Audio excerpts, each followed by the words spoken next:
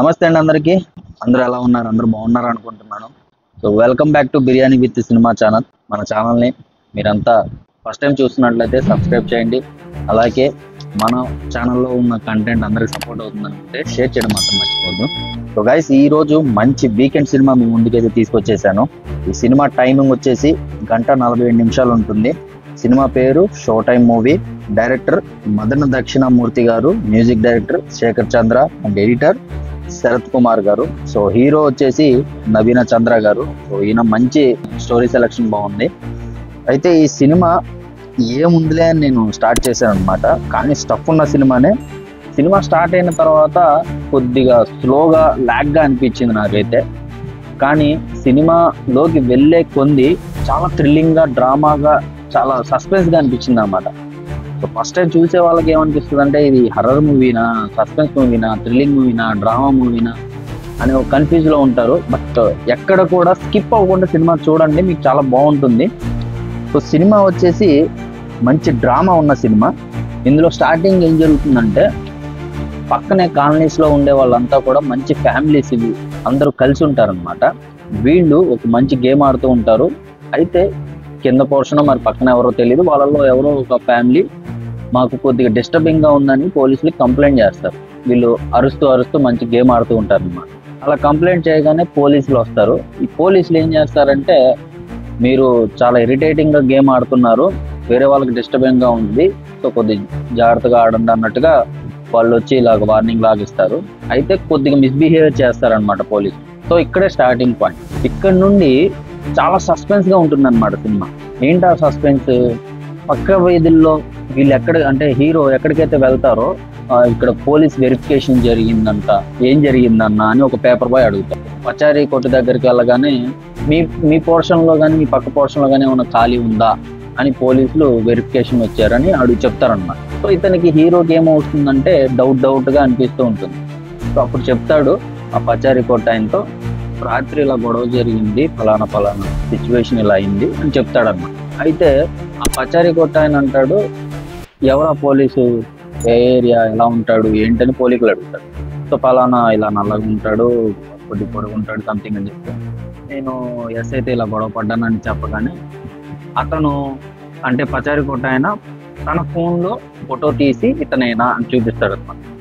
చూపించగానే hero అంటాడు, ఇతనే అని చెప్తాడు. ఇతను ఎస్ఐ కాదు, టీఏ అని చెప్తాడు. ఇతను చాలా సైకో, చాలా డేంజరు అని చెప్తాడు అనమాట. అయితే పక్కనే హీరో తన పాపను కూడా తెచ్చుకుంటాడు పచారీ కొట్టుకి. అతనికి ఆ పాపకి కొన్ని చాక్లెట్స్ ఇప్పించగానే డైరెక్ట్గా ఇంటికి వెళ్ళిపోతుంది. పాప కనపడలేదని ఇతను టెన్షన్ పడిపోతాడు. వెంటనే ఆ పచారీ కొట్టు ఆయనకి ఇంటి దగ్గర నుండి ఫోన్ వస్తుంది. ఎవరు? హీరో ఇంటి దగ్గర నుండి ఫోన్ వస్తుంది అనమాట. ఫోన్ రాగానే ఏం జరిగింది ఏంటి అనే మాటలకు వినపడతాయి మనకి. అసలు ఏం జరిగింది అనేది కన్ఫ్యూజన్. ఇంటికి వెళ్ళగానే ఒక 1 minute వరకు డోర్ నాక్ చేస్తాడు బాగా. ఏం జరిగింది ఏంటి అని అడగగానే తన వైఫ్ని కన్ఫ్యూజ్డ్ టెన్షన్గా ఫేస్తో ఓపెన్ చేస్తుంది అనమాట. ఓపెన్ చేసి ఏంటి ఏమైంది అంటే, ఇతను ఎవరు ఏంటి, ఇలా పాప మెల్లో గోల్డ్ చైన్ని తీసుకోబోతుంటే నేను ఇలా విసిరేయగానే అతను ఇలా పడిపోయాడు అని చెప్పొద్దు. సో అక్కడ నుండి స్టార్ట్ సినిమా. అసలు ఎంత థ్రిల్లింగ్గా ఉంటుందంటే చాలా థ్రిల్లింగ్గా ఉంటుంది సినిమా. సో అతను మన హీరో ఏం చేస్తాడంటే, అసలు ఏంటి పరిస్థితి, అతను లేపడానికి ట్రై చేస్తాడు బట్ లెగడు. అతను ఏమైందని హీరో గుండె దగ్గర చెవు పెట్టి కనగానే గుండె ఆడదనమాట. సో అతను చనిపోయాడని కన్ఫర్మ్ చేసి ఇక హీరోయిన్ ఒక పీస్ఫుల్ మైండ్ నుండి షాక్ మైండ్కి గురవుతారు ఇద్దరు. అసలు ఎంత షాక్ అంటే, అయ్యో ఇప్పుడు ఏం జరగబోతుంది అనే లాగా మనం కూడా షాక్ అవుతాం అన్నమాట. అంటే అంత పీస్ఫుల్గా ఉన్న మూవీ ఫ్యామిలీ ఒక్కసారిగా షాక్ అయ్యి ఏం జరుగుతుందన్నట్టుగా అయిపోతుంది అన్నమాట మొత్తం. సో ఇక్కడ నుండి కథ స్టార్ట్ అవుతుంది. అసలు ఏం చేయాలి ఏంటి అని ఆ బాడీని తీసుకెళ్ళి ఒక రూమ్లో పెడతారు. ఇక్కడ అసలు సినిమా స్టార్ట్ అవుతుంది. అదే మనం నరేష్ గారు ఎప్పుడైతే ఎంటర్ అవుతారో అక్కడి నుండి సినిమా సూపర్ ఉంటుంది. సో కామెడీగా, థ్రిల్లింగ్గా చాలా బాగుంటుంది. గైస్, మీరు ఈ సినిమా మాత్రం 100% చూడండి, ఓకే? సో అక్కడి నుండి థ్రిల్లింగ్ అనిపిస్తూ, సో ఫైనల్గా సినిమాలో సస్పెన్స్ ఏంటంటే, పోలీసులు వచ్చి మళ్ళీ అదే టెన్షన్తో మాట్లాడటం, అదే వల్గర్గా మాట్లాడటం, సో కన్ఫ్యూజ్డ్గా చేసి చివరికి గుంజులు తీస్తూ ఉంటాం. సో అందులో ఒక అబ్బాయి ఏం చేస్తాడంటే మొబైల్ ఫోన్తో మొత్తం వీడియో తీస్తాడనమాట. అంటే ఆ సిఐ చేసే పని ఏదైతే ఉందో వీళ్ళతో చేపిస్తూ ఉంటాడు, గుంజులు తీపించడం, వల్గర్గా మాట్లాడటం, ఇవన్నీ కూడా వీడియో తీస్తాడు.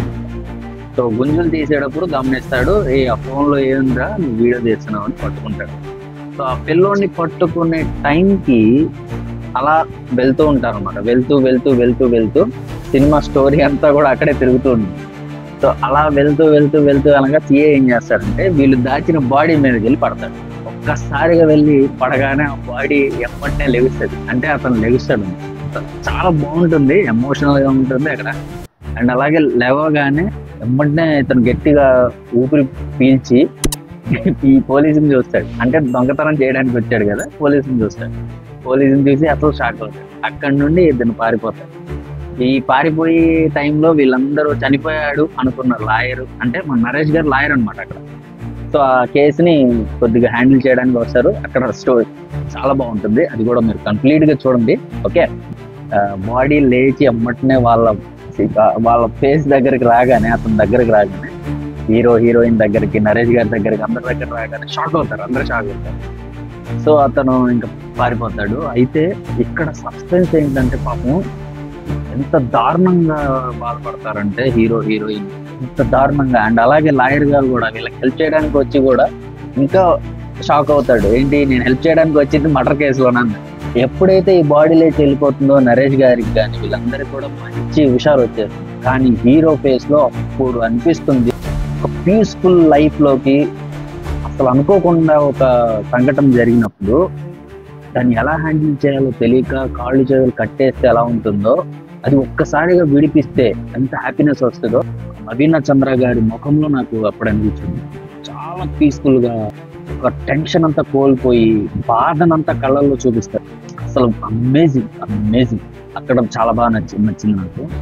సో ఎప్పుడైతే వీళ్ళు భయపడతా ఉన్నారో బాడీ గురించి ఎక్కడ తెలుస్తుందని, బాడీ ఎప్పుడైతే లేచి వెళ్ళిపోతుందో వీళ్ళందరికీ ఒక 1000 టన్నుల పవర్ వస్తుంది, మంచి బలం వస్తుంది. నరేష్ గారు అయితే ఇక లుంగి ఎత్తి స్టూల్ మీద కూర్చొని ఏంటి ఇప్పుడు చెప్పు అని సిఐని కానిస్టేబుల్ని ఒక ఆట ఆడుకుంటారు.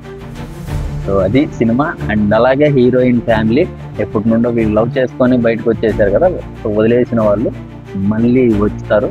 అక్కడ క్లైమాక్స్ లో కలుస్తారు. లైఫ్ లో ఏ సంఘటన అయినా ఎప్పుడైనా కానీ రావచ్చు, అది ఎలాగైనా పోవచ్చు, అదైతే నేను గమనించాను. ఫైనల్ గా సినిమా మాత్రం ఎక్సలెంట్, నాకైతే చాలా బాగా నచ్చింది. సో నేను నా ఫ్యామిలీ చూసేటప్పుడు ఏంద్రా ఈ సినిమా అనుకున్నాను, కానీ చూడగా బాగుంది. సినిమా అయితే సూపర్, అది మాత్రం నేను 100% చెప్తాను. సో నా రేటింగ్ వచ్చేసి సినిమా పరంగా 4 స్టార్ అయితే ఇస్తాను, 5 స్టార్కి. హ్యాపీ.